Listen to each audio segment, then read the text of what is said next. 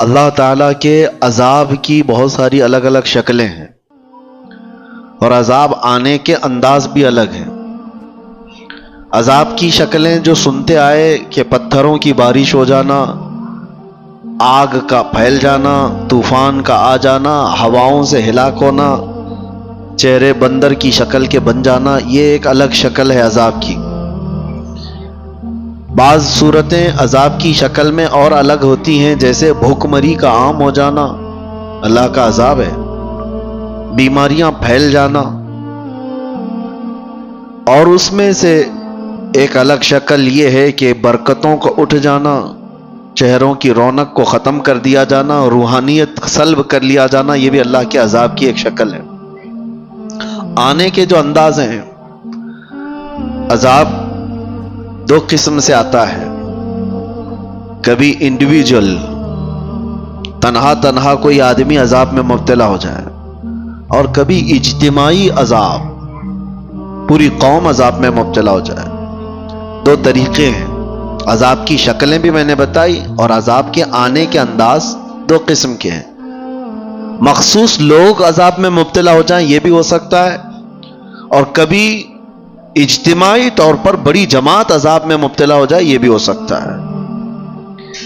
مخصوص لوگ جو عذاب میں مبتلا ہوتے ہیں ان کے اپنے افعال ہو سکتے ہیں، لیکن اجتماعی عذاب جلدی نہیں آتا۔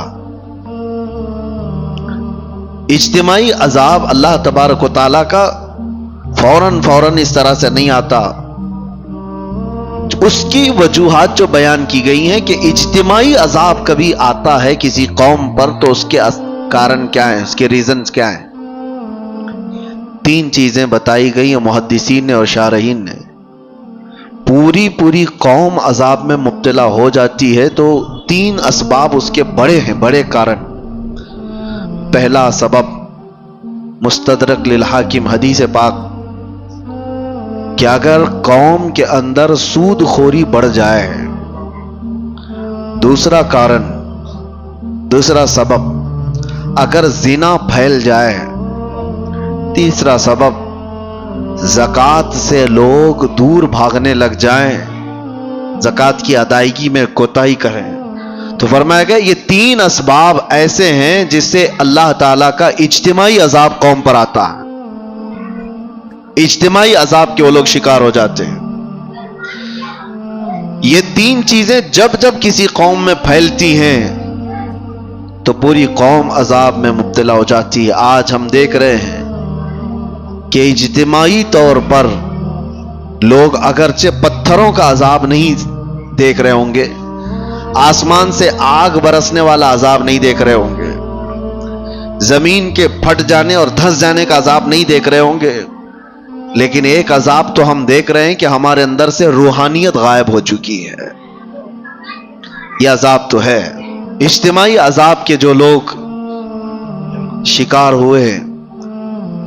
یہ ضروری نہیں ہے کہ آگ کے گولے برسیں اور پتھروں کا عذاب آئے، وہ پچھلی قوموں پر ہوتا رہا، لیکن فی زمانہ ہم جو اس عذاب کے شکار ہوتے ہیں اس میں سے جو ہم دیکھ رہے ہیں برکتوں کا اٹھ جانا، چہروں کے رونق کا ختم ہو جانا، روحانیت ہماری سلب کر لی جائے، اور سب سے بڑی بات یہ ہے کہ اللہ کا سب سے بڑا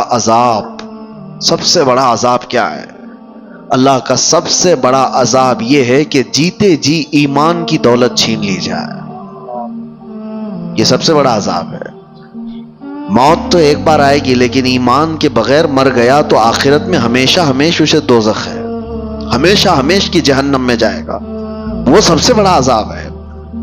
ڈر اسی بات سے ہے کہ جیتے جی ہماری بدکاریوں کی وجہ سے ایمان کی دولت تو نہ چلی جائے۔ آج بے حیائیوں کا جو سیلاب آیا ہوا ہے، نظام درہم برہم ہو چکا ہے۔ میں ان دو وجوہات پر تھوڑی سی گفتگو کروں گا۔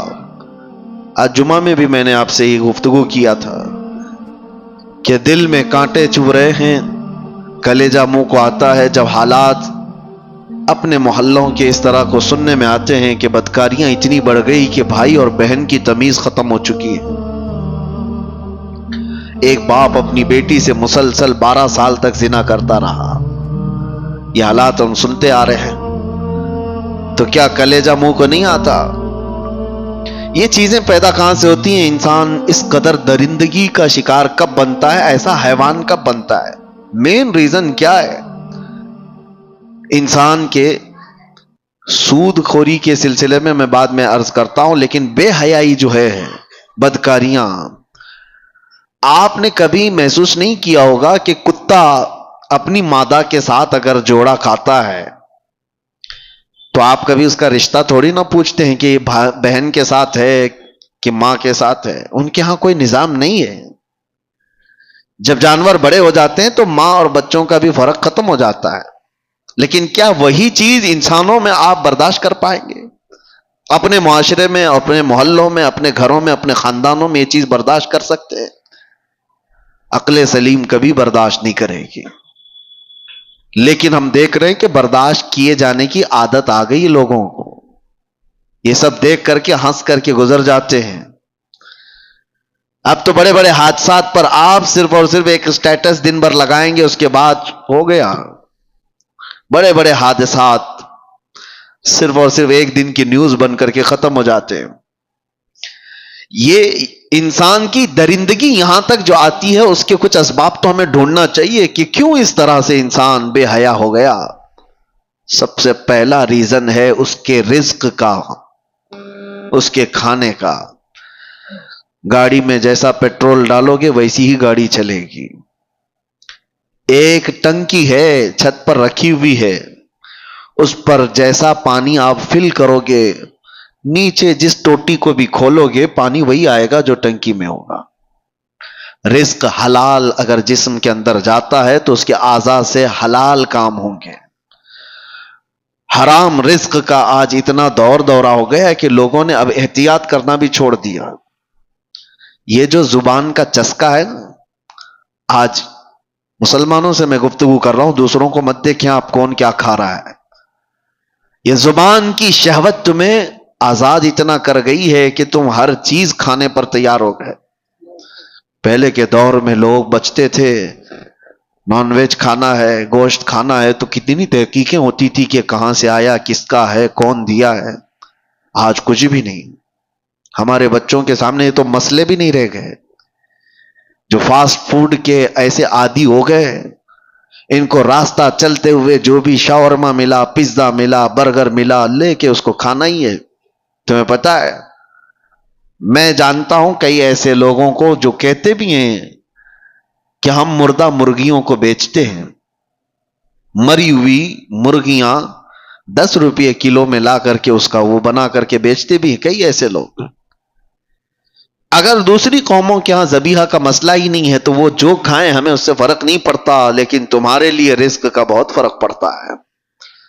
حرام رزق کا ایک لقمہ جب کسی کے پیٹ میں جاتا ہے تو میرے عزیزوں کئی دنوں تک اس کی کوئی عبادت آسمانوں تک نہیں جاتی، اس کی دعائیں قبول نہیں ہوتی۔ موسیٰ علیہ السلام ایک بار کوہ طور پر جا رہے تھے، ایک بندے کو اتنا روتے ہوئے دیکھا، ہاتھ لمبے کر کر کے، اس پر آپ کو ترس آ گیا۔ آپ کوہ طور پر جا کر اللہ سے اس کی سفارش کرتے ہیں کہ مولا اس کی دعائیں پہلے قبول کر لے۔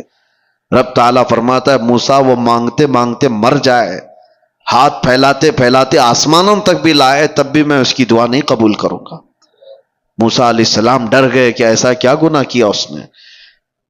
تو اللہ تعالیٰ فرماتا ہے کہ اس کے پیٹ میں حرام لقمہ ہے، اس کے جسم پر حرام لباس ہے، جب تک یہ ہوگا اس کا رونا گڑ گڑانا میں نہیں دیکھوں گا۔ آپ کیا سمجھتے ہیں یہ ہلکا ہے؟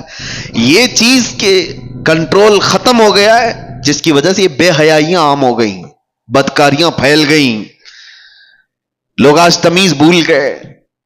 کئی ایسے نوجوانوں کو دیکھا ہے، ان کو کوئی خوف ہی